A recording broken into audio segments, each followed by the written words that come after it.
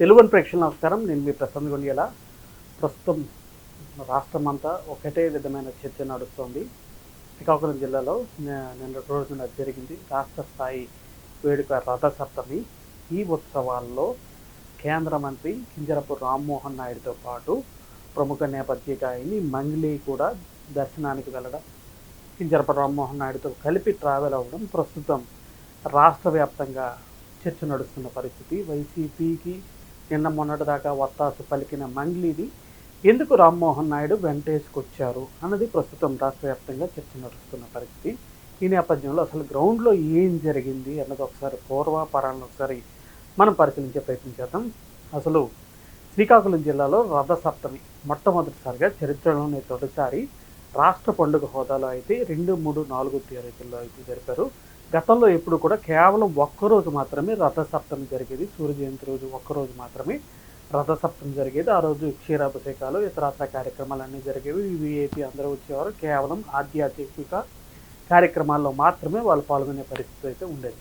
అయితే అందుకు భిన్నంగా రాష్ట్ర స్థాయి పండుగగా జరుగుతున్న నేపథ్యంలో అనేక సంఖ్యలో సుమారు 5-6 కోట్ల రూపాయల వరకు వివిధ ఏదైతే పురపాలక సంఘం కానీ, మిగిలిన రాష్ట్ర పర్యాటక శాఖ నుంచి కానీ, ప్రత్యేకంగా ఎండోమెంట్ నుంచి కానీ, స్థానికంగా ఉన్న దేవాలయం నుంచి కానీ, మిగిలిన అన్ని ప్రాంతాల నుంచి కూడా నిధులను అయితే సమీకరించుకున్నారు.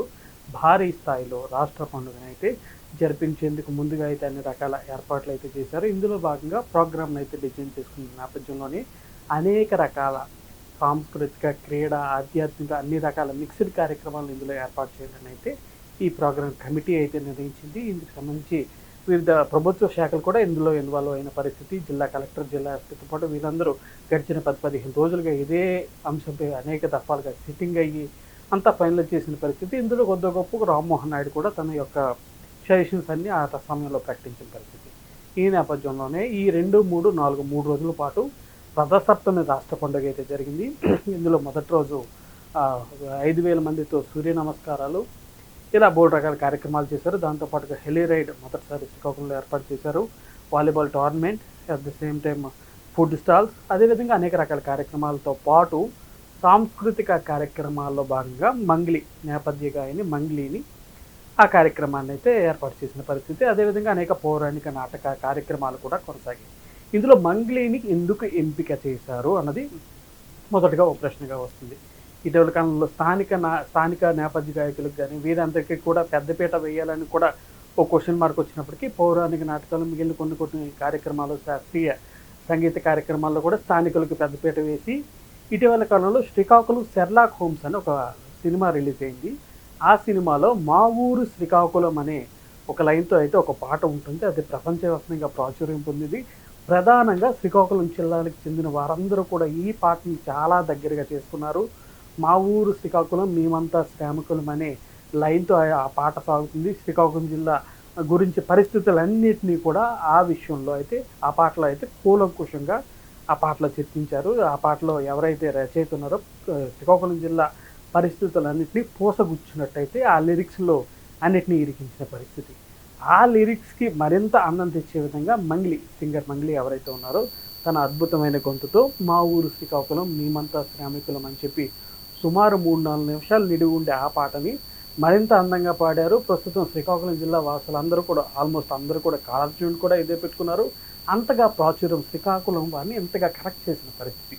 ఈ నేపథ్యంలో గతంలో అనేక మంది నేపథ్య గాయకులు, ప్రాచుర్యం పొందిన నేపథ్య గాయకులు శ్రీకాకుళం వచ్చి తమ ప్రదర్శనలు ఇచ్చి వెళ్ళారు. ఈ రాష్ట్ర స్థాయి పండుగలో మంగ్లీ వంటి సింగర్ను తీసుకొస్తే మరింత హైలైట్ అయ్యే అవకాశం ఉంది.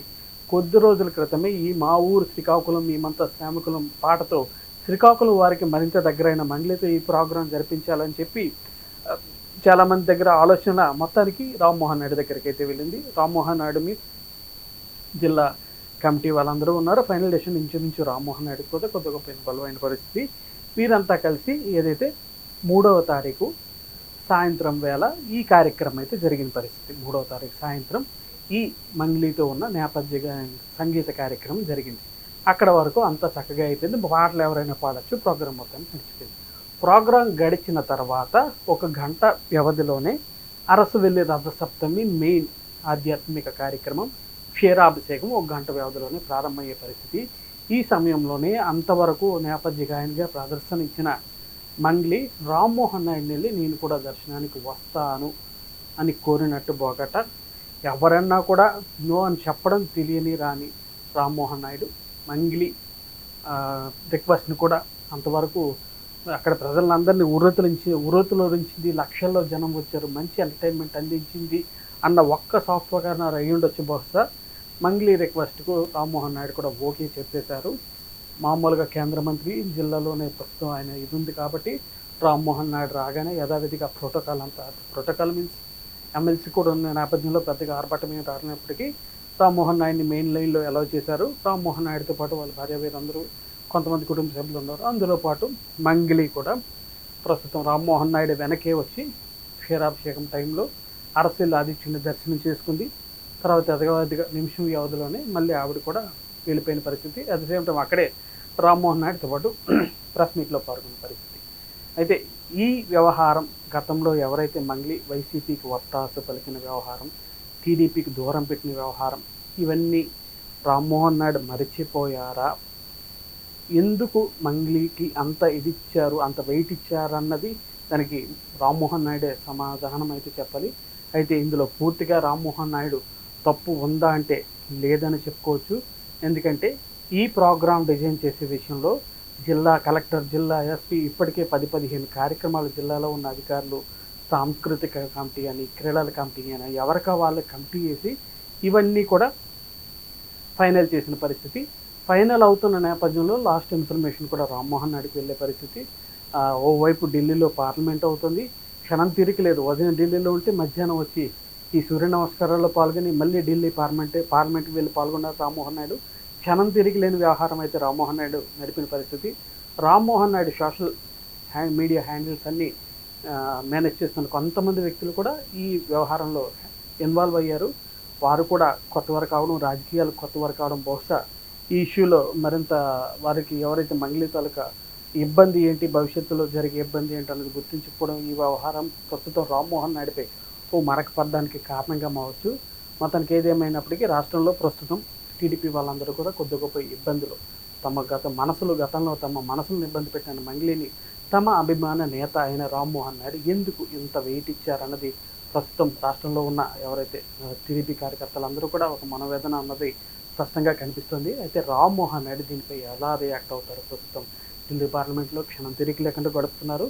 ఈ వ్యవహారం అంతా ఆల్మోస్ట్ ఆయన దగ్గరికి చేరి ఉంటుంది. మరి కొద్ది రోజుల్లోనే రామ్మోహన్ నాయుడు కూడా దీనిపై తన రియాక్షన్ ఏంటి అన్నది, తన ప్రేమేమి ఎంతవరకు ఉంటుంది అన్నది రామ్మోహన్ నాయుడు అయితే మరికొద్ది రోజుల్లో రివీల్ చేసే అవకాశం అయితే ఉంది.